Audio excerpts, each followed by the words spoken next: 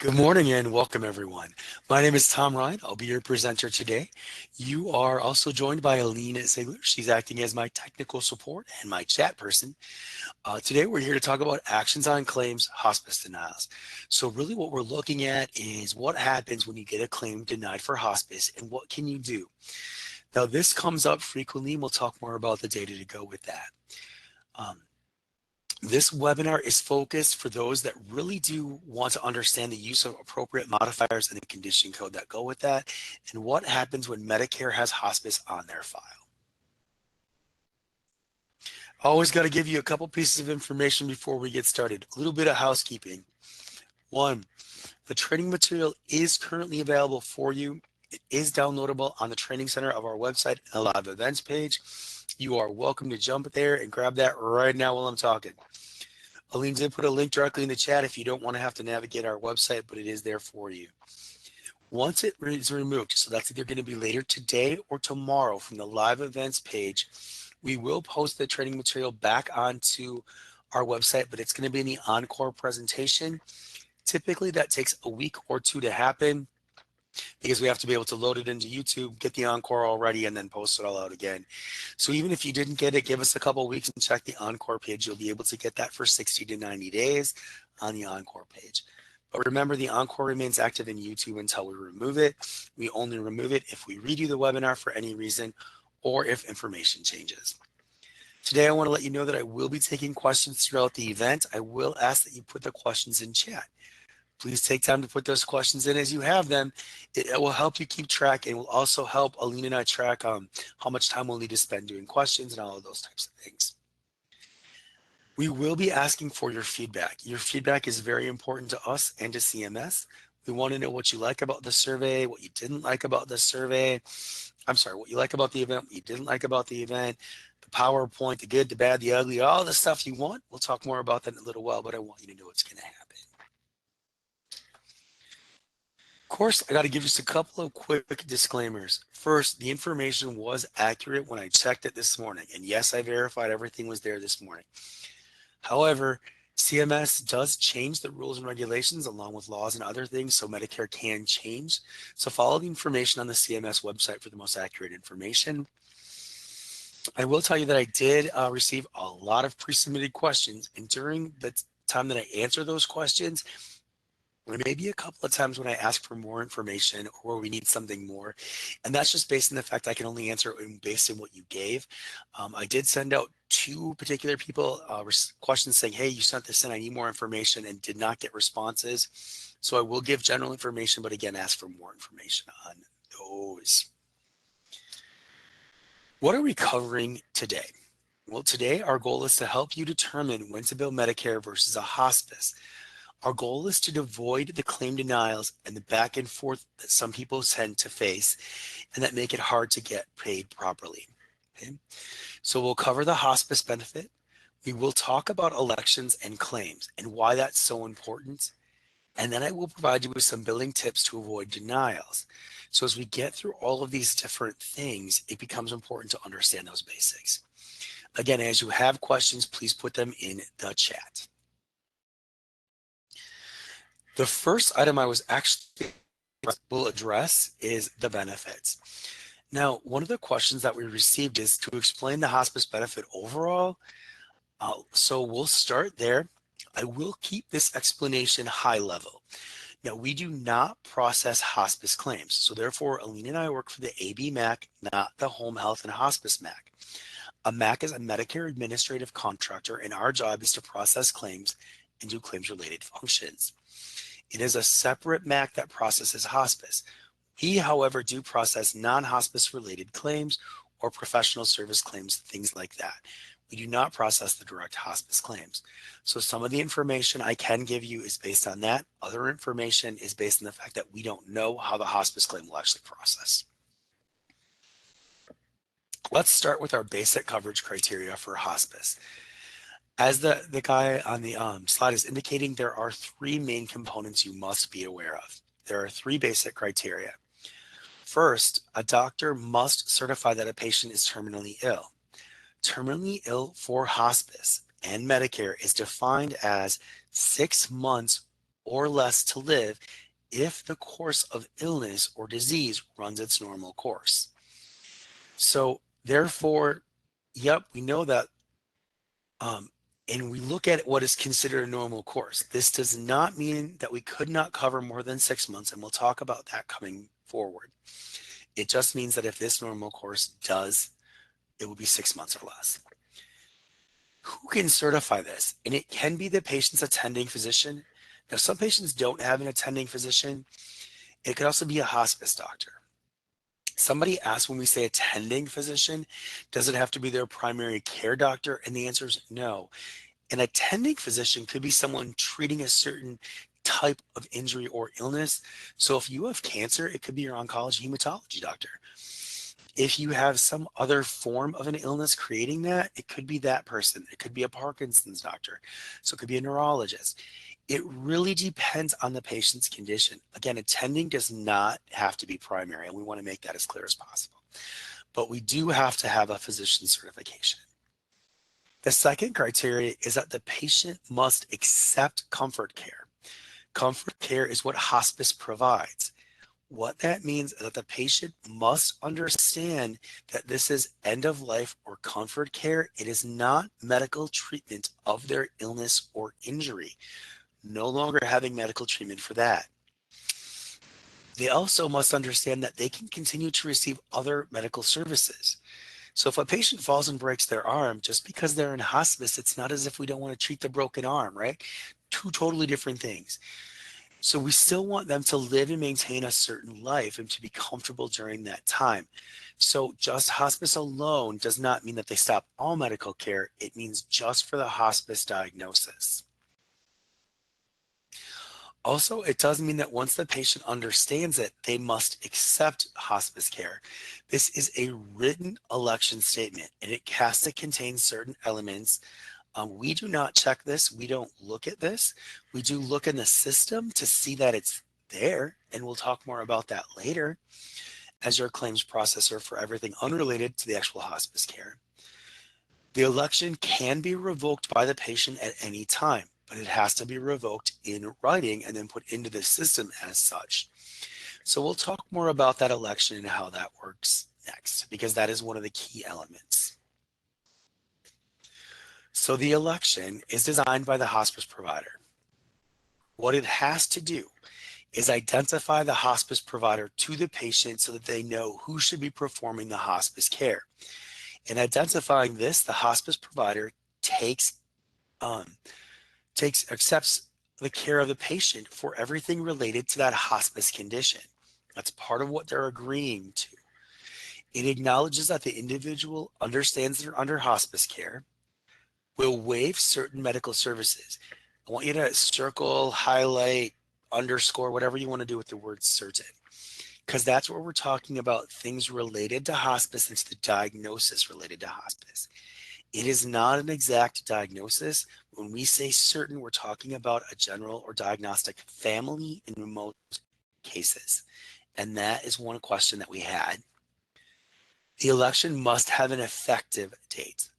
It must be designating the attending physician, if any. Now, someone asked what happens. They must have been looking at the slide and they mentioned the slide and said, what if there isn't one? Then it would be the hospice physician. The hospice will employ a physician. They become the attending physician. On the other hand, sometimes people want to stay with the physician that they're currently working with, and that's fine as well. That physician can be managing their hospice care. That's perfectly acceptable. However, they will have certain billing criteria, and we're going to talk more about that. Okay, so the patient has to elect and understand all of these different things. When you want to know more about the hospice election, you can read up on the Medicare Benefit Policy Manual, Chapter 9, Section 20.2.1. We were asked to source for more information, so we did put that in there. Those are the couple of questions we received on that. The election period is the next item I want to talk about. So how Medicare works is it sets 2 election periods first to cover the 6th month of expected life. Those are 2 90-day periods. So the first one is 90 days. If they're still available, then it'll be another 90 days. After the first 90 days, there is a recertification required. Recertification required. Once that 180 days passes, then it changes to 60-day election periods. Now, a patient can have as many 60-day election periods as they choose. There's no reason that they need to stop that. So if they live for longer than the expected amount of time, even years, they can maintain hospice for that entire time. That doesn't change. Someone asked regarding this election period. Does an election period end when a patient elects to terminate their hospice? And the answer is yes. When they restart their hospice at a later date, they will restart a new election period. So you may not have a full 90-day election period. It just kind of goes back and forth. We do not track this. This is actually tracked by the hospice provider. How does that affect your claim, or why may you be asked for information? Remember, if the physician is certifying it and you work for that physician, you must share that certification with the hospice provider so that they can be paid. That is a hospice denial. What'll happen is the hospice also, they'll get pulled for medical records, and if they don't have the information, their claims will actually be denied. Medicare can then say, oh, well, now you have to bill us, but then it goes back and forth with, well, no, you shouldn't be billing us because they're really in hospice, but because you didn't do this, it gets very messy. There's no HIPAA violation in sharing that information, though some people may argue back and forth with it. It is needed for the processing. It's needed for the hospice to understand why the patient's there and the diagnosis that the primary physician is certifying them for. The attending physician needs to certify them for a diagnosis. If the hospice doesn't know that, then how can they know what they should and should not be paying, but also what they should and should not be treating the patient for? All right. Again, more information on that. I was asked about revocations. So a revocation, again, is a signed statement in writing. There is not a set form for it, but they can do it as an effective immediately. And we'll talk more about that with MA plans in a little while, because I do have some questions come in on that. So you need to revoke at any time. The patient or the patient's representative may do this. They use the patient representative in case the patient's unable to sign at the time. So lots of different pieces of information given based on this type of information. If you do have some questions, I would recommend throwing those in chat at this time, because that's the end of my general overview. Now, I do have a couple of questions that I just want to cover, and from the pre-submitted questions, and then we'll get back into the more information on the denials. So the first question is there a way on the WPS website to check for a benefit period? And I'm assuming they mean election period with this, or something like that. Benefit period, yes, it is a longer span of time. We understand that, but for hospice, we use the word election period. And our answer is absolutely, there is one. It is the secure section, the secure net access portal. I'm going to take you there and I'll show you that, and then we'll come back and check and see if y'all had any more questions. Okay. So you're going to go to the WPS website. And the WPS website has certain pieces of information, and those pieces of information are going to be in the secure portal. That's right here. So you're going to log in. Now, I can't log in. This will give me real information. We can't do that. On the other hand, I can go to this portal user manual and show you what I'm talking about. Log in. You'll be brought to your screen, and you can select your different functions. I'm going to scroll down. If you don't like the scroll, please look away. I'm going to look for the word eligibility. Okay, so we're going to do an eligibility check under patient. When you look at the word eligibility within this, so I don't like to do that as much. What I like to do is to do the find feature, and you can see I just hit Control and F, open my find feature. I'm going to search for the word hospice, and it's going to say, okay, yes, I got hospice eligibility.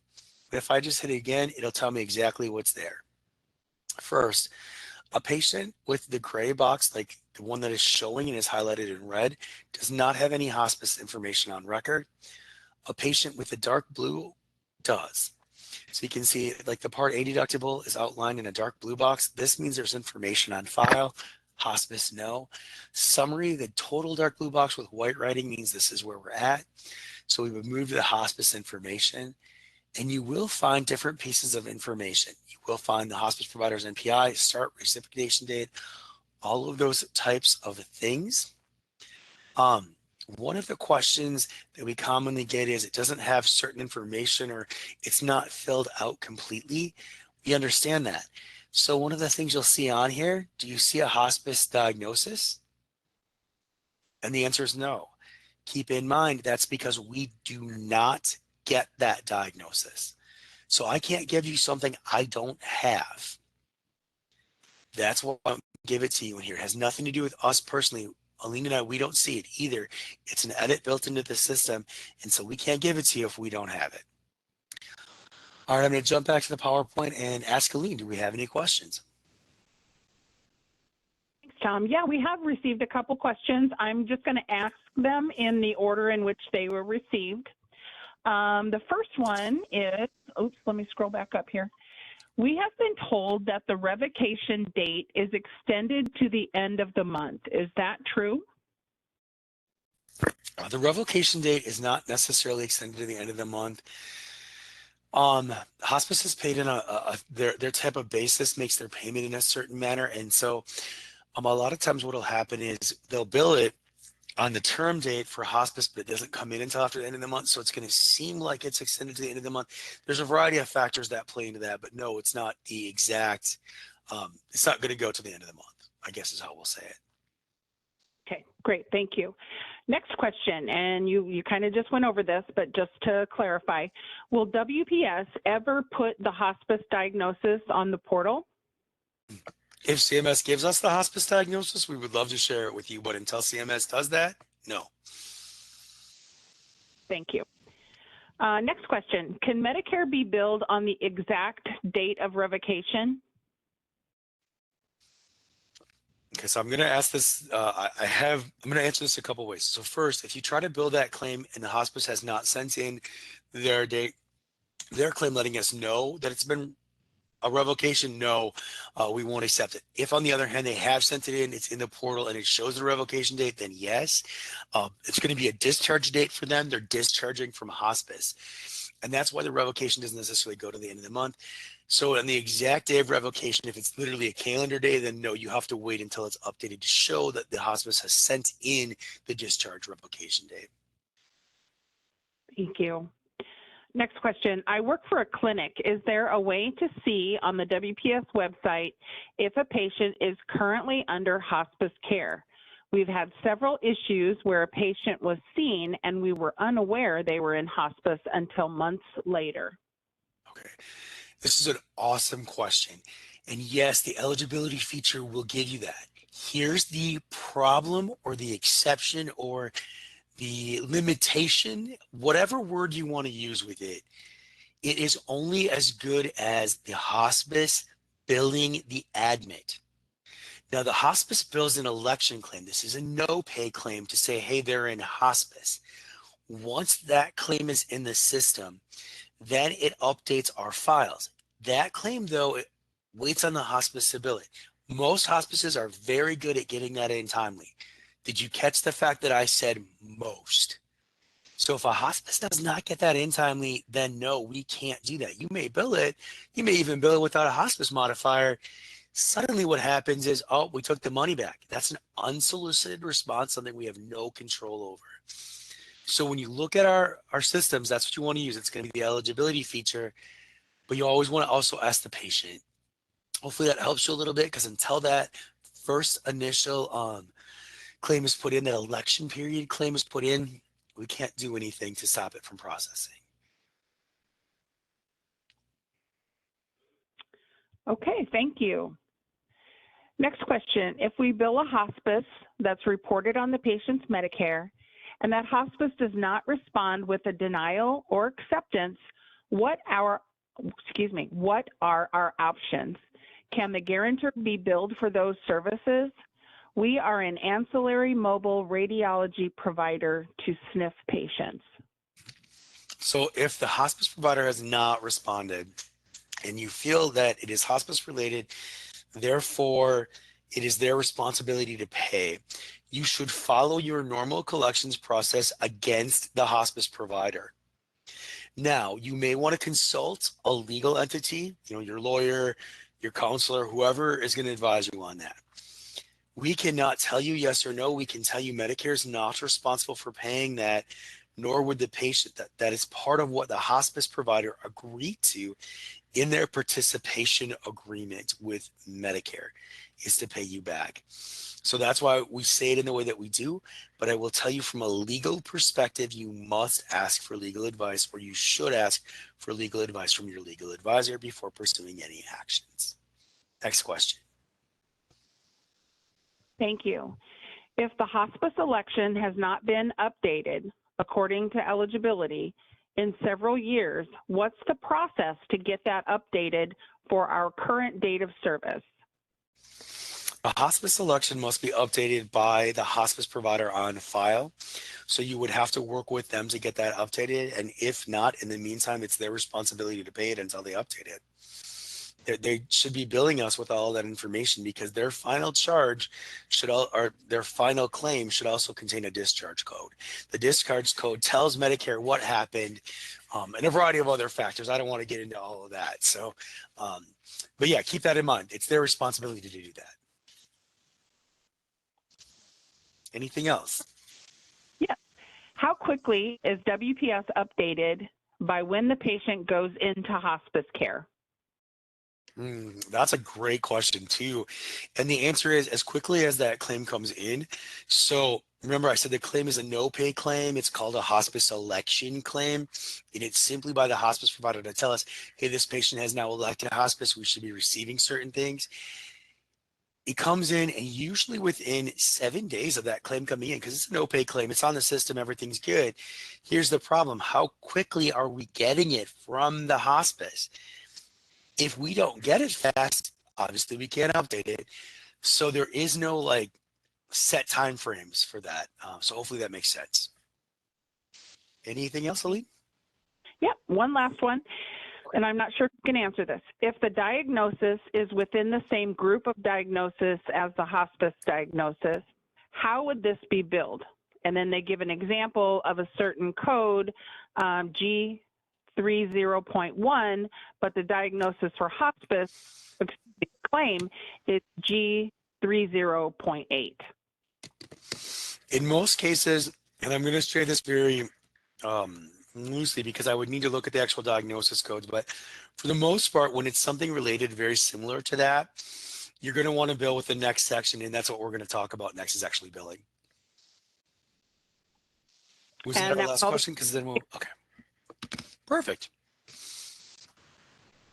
All right, so we're going to move into a little bit about hospice claims and how to avoid those denials next. Now, hospice claims are one of the biggest things that we do see within WPS, within our Part A and processing systems.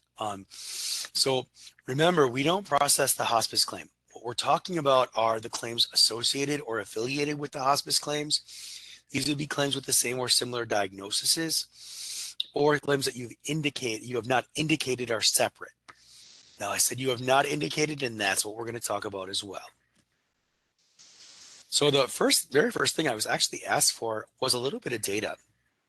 And the data was to look at and see, hey, what's happening within the system, and how do you guys look at that? So first, what's the number one denial for hospice and Medicare A and B? Now, Medicare A and B indicates that we're not talking about the hospice, we're talking about the Medicare administrative contractor, processing hospital or institutional claims other than hospice, and also processing outpatient claims, supplier claims, professional claims, all of that.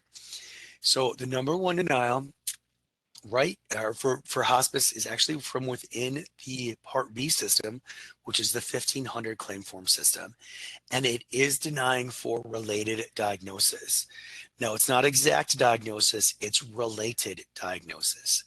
This then indicates that the claim somehow is related to the hospice denial, and you did not add the appropriate modifier to tell us it was separate.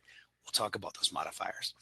But I did put the Part A processing, which is the 14, try this again, UB04 1450 from CMS, or the 837I institutional transactions. look at the time frame. This is a 3-month span of time, and you have 26 compared to 51,000. Okay, so the Part A facility style claims not as affected by hospice at all. Now remember, this processes outpatient facility claims, inpatient facility claims. MCS, or the multi-carrier system, is the one that does professional suppliers. So a lot more of those are what we're actually going to look at when we talk about some of the different tips.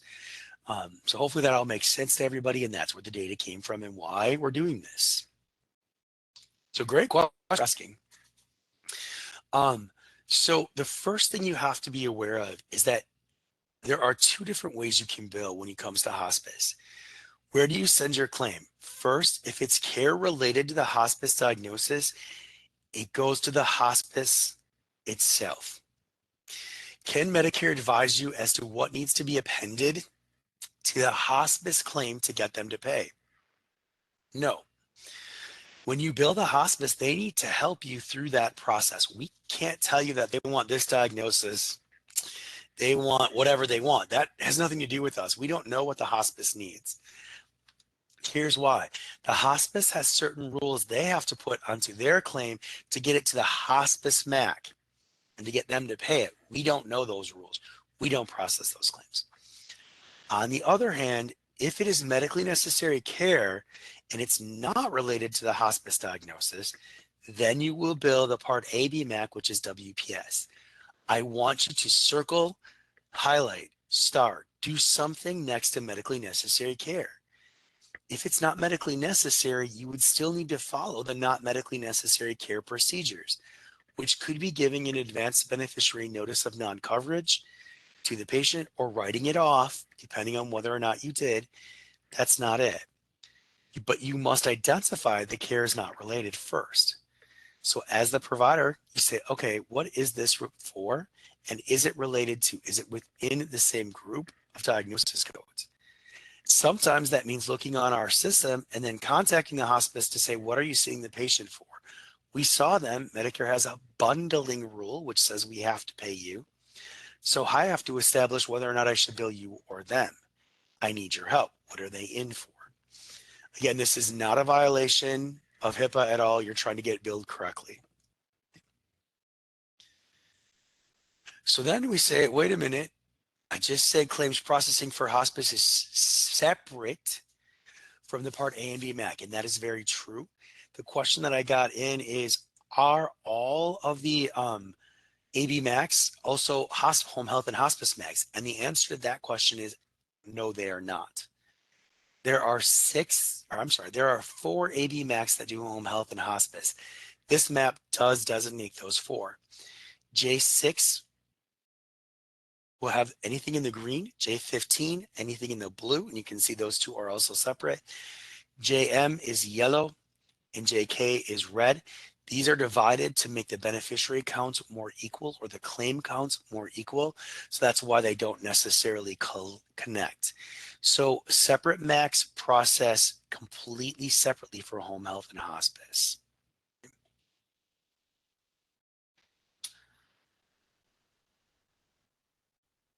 All right, let's talk about unrelated conditions next. So remember, unrelated conditions are billed to your AB MAC. It is what you bill them that makes them appropriately unrelated. Okay. Now we do offer an article on this, and this is key to understanding, and the article is directly on this website or on this slide. If you want to look at the article, simply select the link on the slide, and it should open. There we go.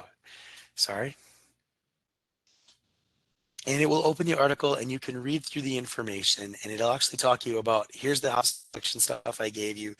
Here's where you can find more information, all of that different things. You can process claims, all of those things that we've already been through, plus this piece right here. Very key, very important. We're going to go through this stuff, and also how hospice works with Medicare Advantage and these value-based. So this is what we're going to talk about next. I just wanted to show this so that people were well aware of the article. If you don't want that, you can, again, go out to our website. You can search hospice election and it'll bring it up. So for unrelated, you need to code the claim to indicate that it's unrelated. That's what that article will tell you to do. It's going to tell you to use the modifiers, GV, GW, or the condition code. Now, when we talk about the condition code 07, I got a question saying, I bill a 1500, can I use a condition code? The answer is no, that's not applicable to your claim. You must use the GV or GW. The condition code 07 is only for a CMS 1500 or UB04, and we're going to talk a little bit about that. So in order to best determine if it's unrelated, one, you can look up and first ask the patient, are you in hospice? Hopefully they'll understand. Ask their representative.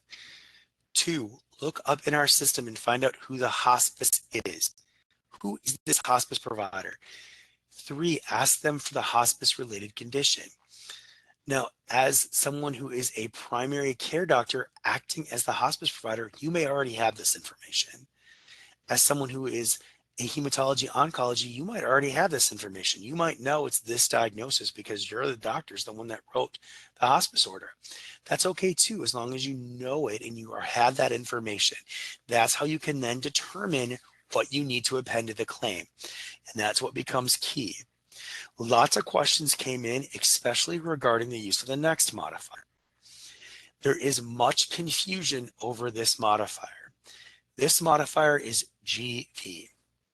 And I want you to read, and I'll read for you, the actual definition, because this is the patient's attending physician, attending nurse practitioner, or attending physician's assistant for the hospice condition during the hospice stay.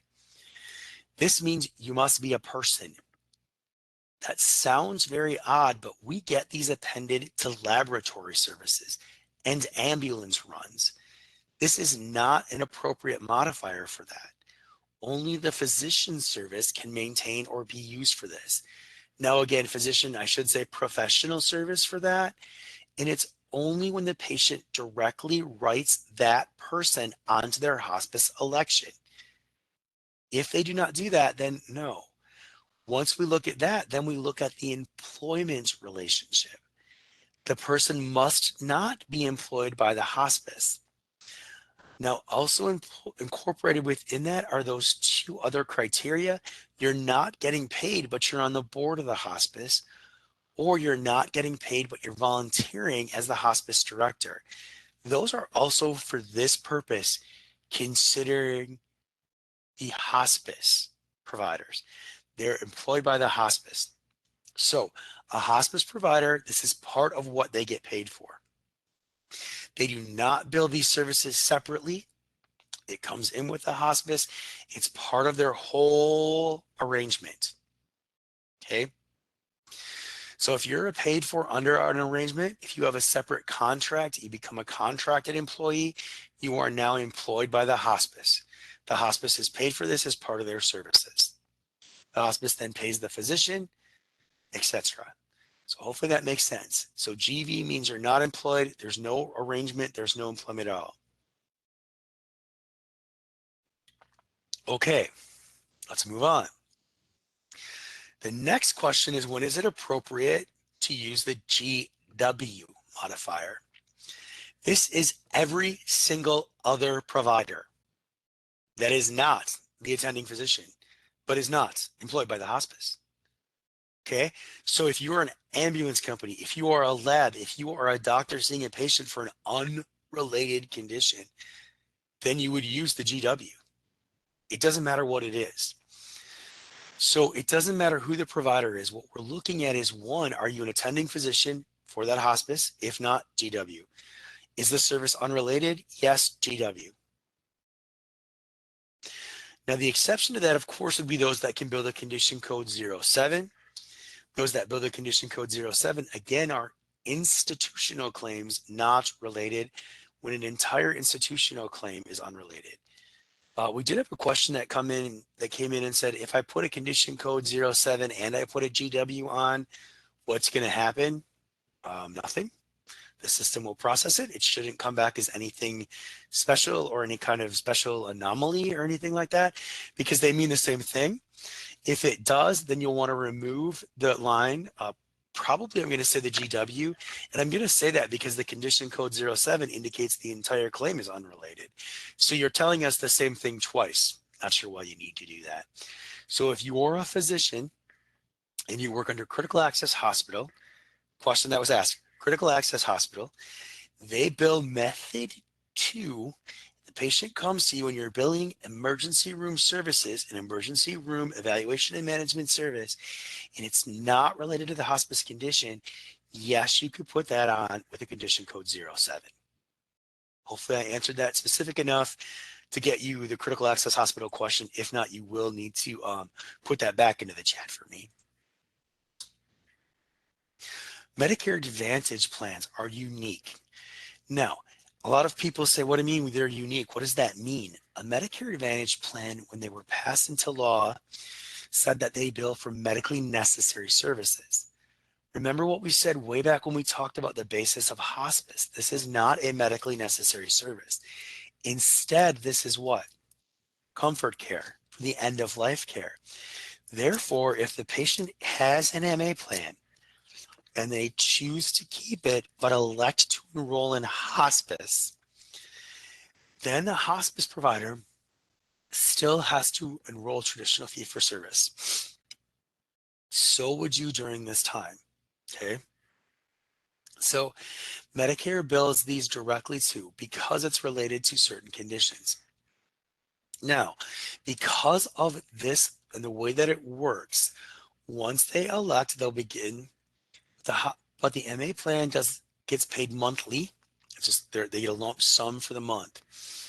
Now there are some exceptions to that, and the election month is the one. But the revocation month, they will not get paid until the start of the next month. Therefore, an MA plan says, oh, you still have to go back and bill Medicare until the end of the month. Even when the when the revocation occurred in the middle of the month. That is a correct statement.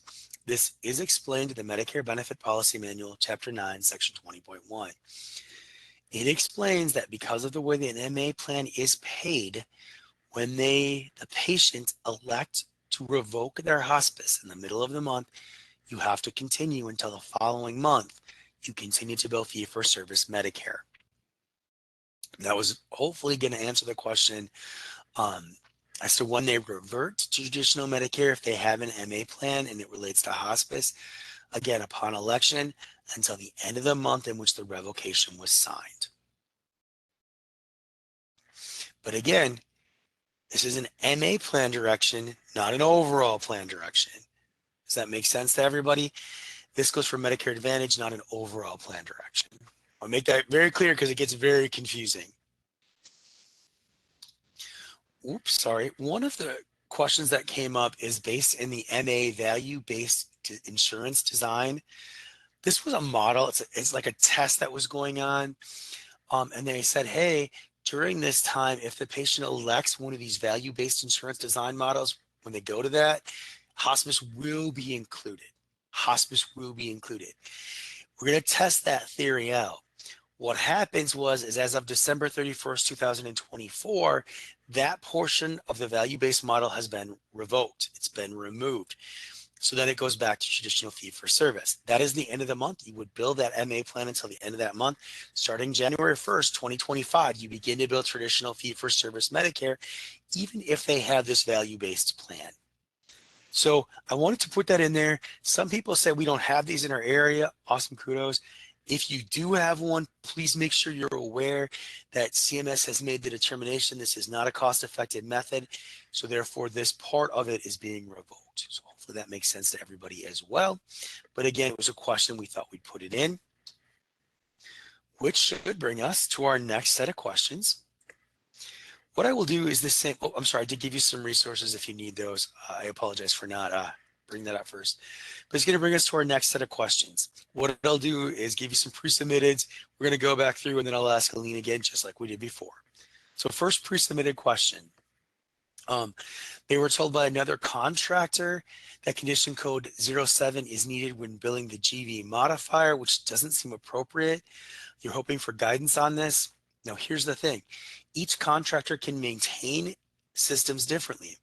So if this other contractor said you need to bill a condition code G a condition code 07 and the GV, then yes, you need to do that. Our system, on the other hand, I have not seen an edit for it, so we should be able to bill either one. Again, condition code 07 indicates the entire claim. Condition code GV will be for a line item. So if you have more than just that line item on there, you may need to bill a GV, a GW. You may need to, or you may want to bill both. That's perfectly fine. Okay. Patient's discharge. Next question. Patient discharged from an inpatient hospital same day as the patient elects hospice. Is it appropriate to modify for discharge? And the answer is yes. The system doesn't like the doesn't have a time frame stamp, I guess is how we'll say it. So it doesn't say, hey, they left and were discharged from the hospital at 10 a.m. and they actually entered at 3 p.m. to hospice. There's no way to do that. And that's why sometimes we ask you to use things like the modifiers just to help us understand that this was not related. They were not at the hospice. They have not done their hospice election yet. It can't be related until that occurs.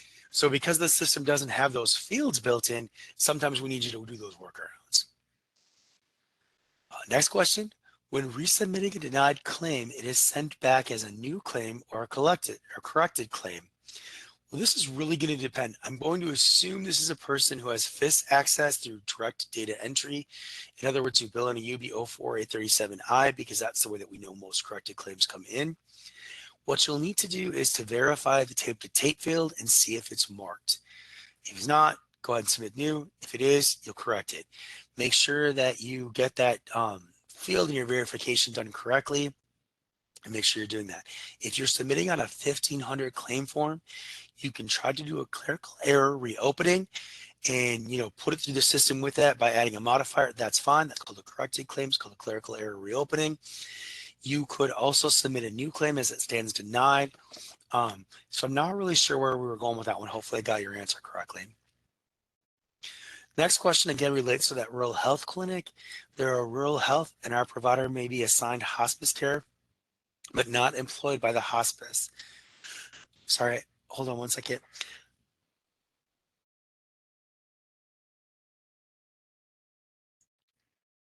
Sorry, I had to cough there. So if the provider is, rural health clinic, provider assigned as the hospice care, but not employed.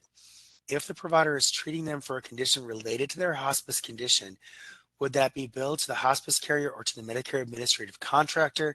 And should this be billed on a 71X type of bill? Yes.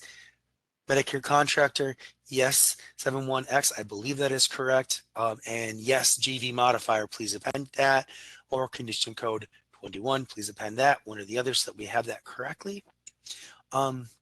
Aline, do you remember, and I'm putting you on the spot, I apologize, but do you remember if it is the 71X for critical access or for rural health clinic? I can't remember. That is correct.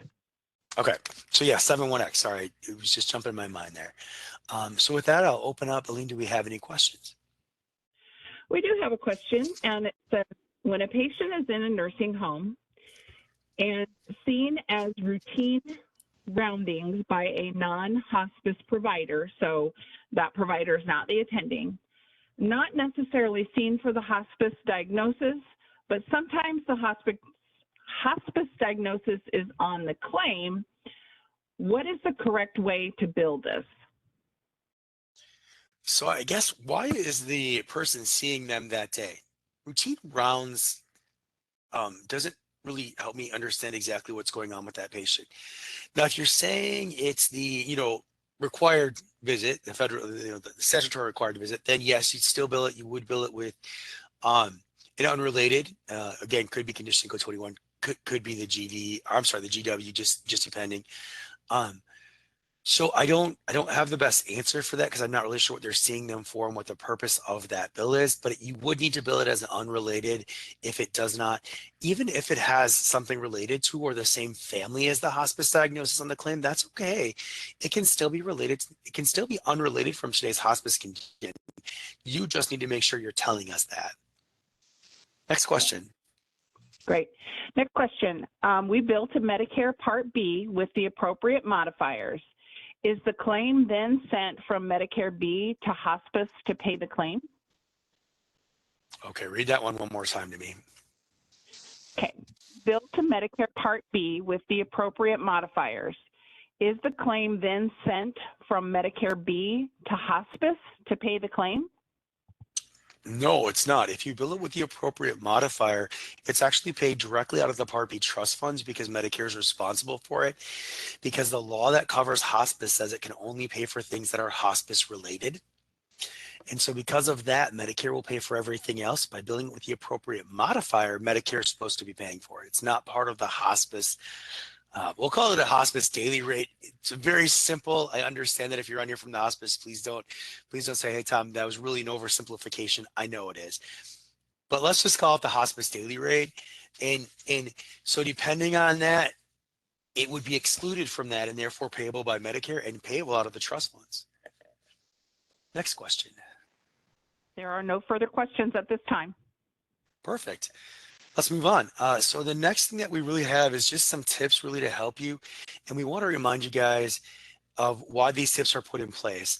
We were asked certain questions. I'll try to ask the question as I go through the tips so that you have a better understanding.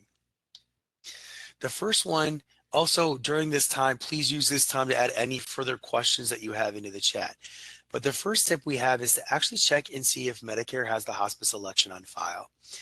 Now, again, use the portal. A lot of people really like the portal. Again, it does not give you a diagnosis code. It's not that we don't want to give you a diagnosis code. We do not get the diagnosis code. We would give it to you if we got it. The way that it comes to us is through the common working file and into the processing system. And that's what tells us to actually reject a claim. So the hospice selection comes into a claims processing system and actually loads it. It loads it to what's called the common working file. I guess for lack of a better word, we're going to call that our communication hub for Medicare. And it's what everything communicates with: the eligibility system, the Medicare Advantage system, the Part D prescription drug system, the Part A and B processing systems, just about any system you can imagine communicates through this common working file. And so once that diagnosis is then loaded into that, it comes into the processing system. But the extraction file for the common working file is called a 270, 271 HIPAA standard transaction, 270 incoming, 271 going outgoing. And that's what we will display in the portal. It's also what direct data entry displays. So you'll get the same information unless something breaks, which some people are like, oh, it broke, it didn't work the same. We understand that, but we have no control over that either. You can get this also from the IVR today. Now, I said today, and I want to emphasize that again because we're going to come up in a slide in a little while that talks about why you're not going to be able to get that coming up in just a couple of days. Like 3 days, maybe 4 days. And we'll talk about that a little bit more. And then you can also get it through the actual 270, 271 transaction. And that's some information that's available in HETS. And again, I'm going to give you those links, but I'm going to give you those links on the IVR slide where we talk about that going away and the eligibility feature going away. So remember, you have to have all of this information first. That's our basic tip. Start there. Even if they tell you we're in hospice, check to make sure it's on file. If you do that, you will be able to avoid what is called an automated or an unsolicited overpayment. And for those of you that don't understand, I talked about the communication hub. It can actually go back to the system and be like, hey, wait, take all this money back. The system will automatically set up overpayments. No human has to touch it. The system will set up those accounts receivable and take your money back without us doing anything. That's why checking eligibility is really important, to make sure everything's on file first. Which brings me to my next tip, and that is simply to wait. No, this can be really hard. If you've never had to wait for these claims to come in, sometimes you're like, really? You have to wait for the election to be filed, and then you have to wait for the last claim to be filed. Now, the election is the one that indicates it's on a hospice patient. Starting the claim, this is what the date that it starts, all of that. During the meantime, after the election, the hospice bills periodically. Now, those periodic bills match, or they don't match exactly, but they follow the time frame: 90, 90, 60, 60. That should sound familiar to you. That is the benefit periods or the election periods. recertification periods. So that's how it's going to go. Once that's done, however, and the patient chooses not to, then they have to bill the last claim, which is the revocation claim or the end claim. In other words, the patient passed away, but it's the discharge from hospice claim. We have to have those on file. We can't do anything without it. So people get really excited because remember, the Part A and the Part B systems don't work exactly the same. This would include our hospice system. They bill monthly increments. That's not true for the Part B system. This causes a lot of confusion and a lot of problems when money's taken back. So we always recommend asking the patient, waiting till it's updated. Again, if it's not updated, go back and check and see, is it on file? Is it there? If not, yeah, know that when you bill it, if it comes back and gets put on file, you will be subject to that overpayment. It's automatically going to happen. Okay, so that's what we have to know. All right, here's some different resources. We've already talked a little bit about these, and I will show you, or we'll talk a little bit more about them coming up, but I do want to get to the last set of questions that we have before I go ahead and move on. So let's do that. And then again, if you have questions, I'll hit those up coming right up. So when hospice, first question, when hospice denies the service for not their doctor or did not provide the service, is it okay to use condition code 07 for both of these situations? And the answer is no, the hospice is responsible. It's part of what they agreed to. Now, if it is the attending physician, sure, that makes sense, right? If this isn't our provider, but the patient has an election that says this is my attending, then yes, that's what you would want to do. So a little bit of a confusion going on there, and I'm not sure which way you have the best to answer that. Question was for documentation requirements and if they changed because of hospice election. No. If the patient is unrelated to hospice, our documentation requirements remain the same. They do not change. The one thing you might want to note is this is not related to a hospice diagnosis. We know the patient has whatever the hospice diagnosis. However, you want to document that so that the provider may be aware of it, but that's really it. We did talk about the diagnosis codes and the affecting families, and it's really what you're looking for. Now, I will tell you, when the diagnosis code is something that is a secondary. So like they may have dementia, they may have Alzheimer's, they may have something like that. So it's really going to be a secondary diagnosis. Primarily you're treating this today. And yes, this may be affected, but it's not the reason you're treating them. In that case, it may be something that is not related. Like my grandfather had Parkinson's, it always brings me back to that. And people are like, well, he had this fall and got a cut from it. And so the Parkinson's affected it because he was weakened. Yes, I understand that. But really the primary diagnosis was the cut. That's what they're treating. They should be paid for that. That's not, yes, I understand Parkinson's may be on there as a secondary, but please make sure that you code it correctly to make it separate. That's my example for that one. They asked what to do with the remaining balances from the election periods. There isn't really anything you do with them. Once the patient elects not, Medicare just doesn't count the remaining. And then when they come back in, we start a new benefit period. So like I said, if they're in for 3 days, the 90 days may shorten to 3 and then follow the new ones. I did have a question and they literally put ambulance transports. What I will say for hospice and ambulance transports, 1, determine if it's related or unrelated to the hospice diagnosis, still your job. 2, never ever bill with a GV. You are not a physician. You're not the attending. You can bill a GW. You can bill a condition code, either one, don't care, 21, GW, good. But determine first of all if it's related. Just because they went to an ER or some other place does not make it unrelated, especially if it's something like respiratory distress, but the patient has lung cancer or something similar to that. So I want to make that as clear as possible. There's a lot of hospice often denies ambulance claims as services not requested, authorized due to nursing home or facility calling. So if this is a not medically necessary transport, then it is the patient's responsibility. That's based on the Social Security Act, Section 1861 S7. If it is a medically necessary transport, even though the hospice may deny it, saying, oh, it's not, but it is related to that, it doesn't matter. That's still their responsibility. It's part of the hospice care. If it is something not related to the hospice care and they're saying, hey, it's, you transported them for a fall or whatever, like I just described, then again, make sure that you're billing it accordingly. If you bill the hospice that is currently with an open revocation, they deny that claim not ordered, the ancillary services. So then can they bill the patient for these? And the answer is no. Not directly. I really need you to first determine, one, are they for the hospice diagnosis? Why were they ordered? What's the purpose of it? Are they medically necessary? If they weren't medically necessary, it could be your write-off. If they were medically necessary, it would be the hospice responsibility. But what is the purpose of these today? So it's not a yes or no cut and dry answer. The answer is maybe. The answer is nope. But maybe after you determine everything, so really it's going back and starting over.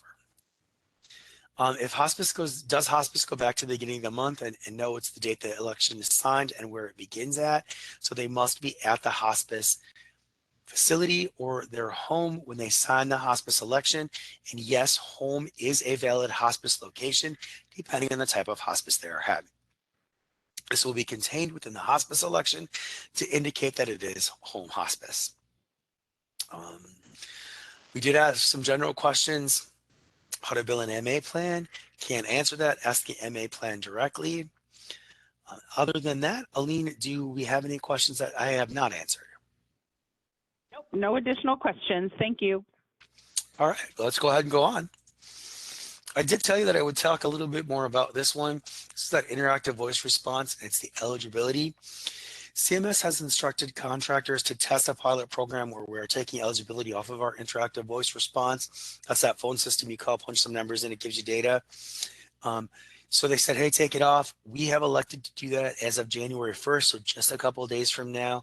However, it didn't change our SecureNet access portal to where I really recommended you use that. If you don't, use direct data entry, or you can still check the 270, 271. Nothing happens there. If you want more information, check out this change request. It'll give you what you need.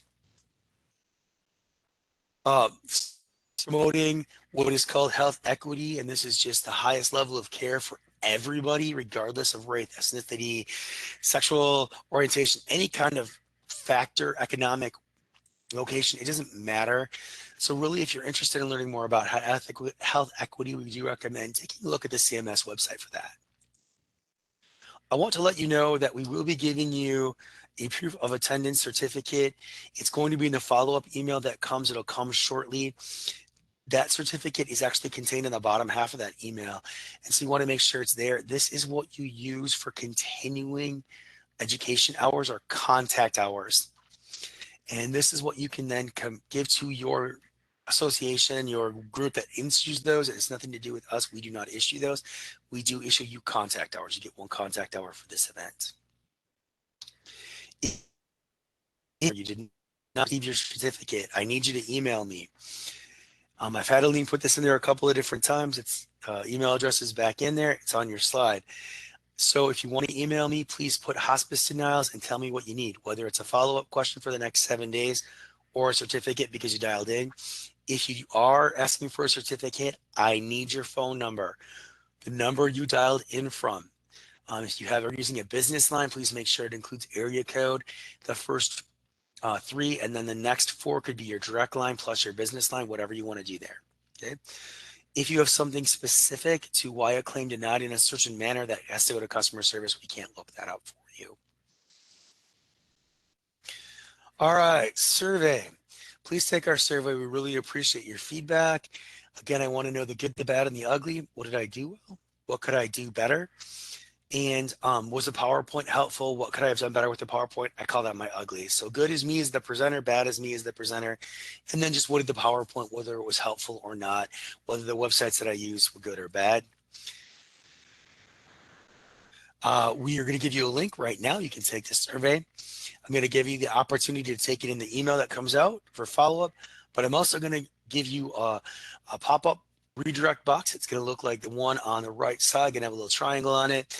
Please note, it says CMS Mac. This means it is the CMS survey. It is for CMS, so it is not malicious. It's not software, nothing like that. But you can go ahead and take that if you would, please. All right, so let's summarize this and then finish up right quick. Remember, GD modifier, attending physician only, GW modifier, anybody else, when it's unrelated. Condition code 21, only for the UB04, 837Is, and unrelated to hospice.